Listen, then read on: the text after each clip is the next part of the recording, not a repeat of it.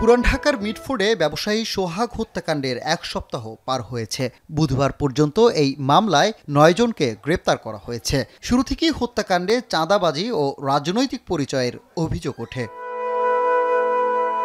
এমন প্রেক্ষাপটে বুধবার বেলা ১২টায় ডিএমপি মিডিয়া সেন্টারে আয়োজিত সংবাদ সম্মেলন করে ডিএমপি। পুলিশের দাবি, চাঁদাবাজি নয়, পল্লী বিদ্যুতের চোরাই তার বিক্রি ঘিরে ঘটে এই হত্যাকাণ্ড।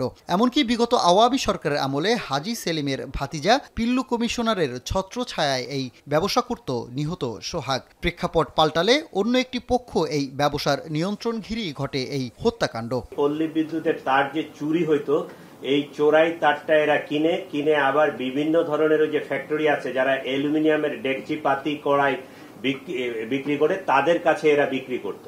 বিগত 17 বছর ধরে এই কাজ করছে কিন্তু সোহাগ।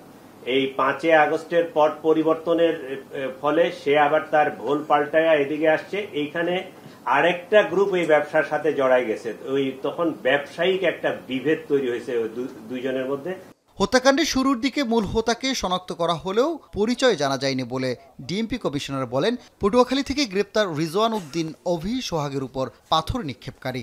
ভিকটিম সোহাগকে উপর্যুপরি পাথর নিক্ষেপ করা ব্যক্তিকে চিহ্নিত করা গেলেও সেই সময় তার পরিচয় শনাক্ত করা যায়নি। পরবর্তীতে পুলিশের বিশেষ টিমের সহায়তায় তার পরিচয় নিশ্চিত হয়ে তার অবস্থান চিহ্নিত করে 15 জুলাই তাকে পটুয়াখালী জেলা হতে গ্রেপ্তার করা হয়। প্রাথমিক জিজ্ঞাসাবাদে জানা যায় তার নাম মোহাম্মদ রিজওয়ান উদ্দিন অভি।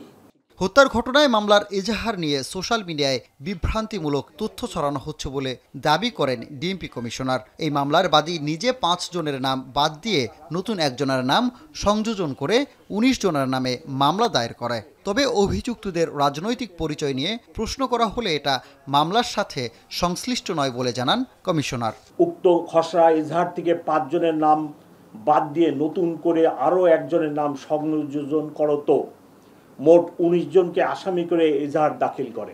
রাজনৈতিক পরিচয় যে কোনো ব্যক্তির, যে কোনো নাগরিক এই দেশের, তিনি যে কোনো রাজনৈতিক দলের সদস্য, কর্মী, নেতা হতেই পারেন, সেটা ভিন্ন প্রসঙ্গ। সেটার সাথে এই ঘটনার তো কোনো সংশ্লিষ্টতা নেই। অভিযুক্ত সকলকে আইনের আওতায় এনে দৃষ্টান্তমূলক শাস্তির প্রতিশ্রুতি দেন ডিএমপি কমিশনার। ব্যবসায়িক দ্বন্দ্ব ছিল। সানি মৃধা, এখন, ঢাকা। আগের